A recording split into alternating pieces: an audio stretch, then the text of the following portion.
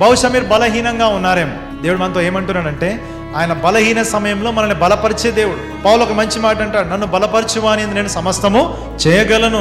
దేవుని యొక్క హస్తం మనల్ని ఎప్పుడు బలపరుస్తుందంటే, మనం ప్రార్థన చేసినప్పుడే దేవుని దగ్గర నుంచి ఆ శక్తిని మనం పొందుకుంటాం. దేవుని యొక్క హస్తం మనకు తోడుగా ఉంటుంది. మీరు చూడండి, మనం ప్రార్థన చేయకుండా దేవుని యొక్క సన్నిధి మనకు తోడుగా ఉండాలి, దేవుడు మనకు సహాయం చేయాలి, దేవుడు మనల్ని బలపరచాలి అంటే అది జరిగే పని కాదు. అందుకనే దేవునితో మనం సహవాసం చేస్తే ఆ శక్తిని మనం పొందుకుంటాం. ఒక క్రికెటర్ ఇంకొక మంచి క్రికెటర్ లాగా కావాలి అంటే ఆయనతో ఏం చేయాలి? సహవాసం చేయాలి. ఆయన ఎలా ఆడుతున్నాడో చూడాలి, ఆయన సీక్రెట్స్ కనుక్కోవాలి. ఇన్ ద సేమ్ వే దేవుని దగ్గర నుంచి కూడా మనం శక్తిని పొందుకోవాలంటే ఆయనతో సహవాసంలో ఉండాలి. ముఖ్యంగా ఉపవాసం ఉన్నప్పుడు మస్ట్ దేవుని యొక్క వాక్యం చదవాలి, ఆయన పాదాలు పట్టుకోవడానికి మనం నేర్చుకోవాలి. ప్రార్థన మనం భాగ్యముగా భావించాలి, భారంగా మనం భావిస్తే ఊరికే ప్రార్థన అలా అనొద్దు. మనం ఒక భాగ్యం.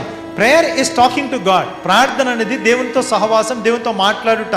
దేవునితో మాట్లాడడం ఒక భాగ్యముగా మనం భావించాలి, కానీ భారంగా మనము భావించకూడదు.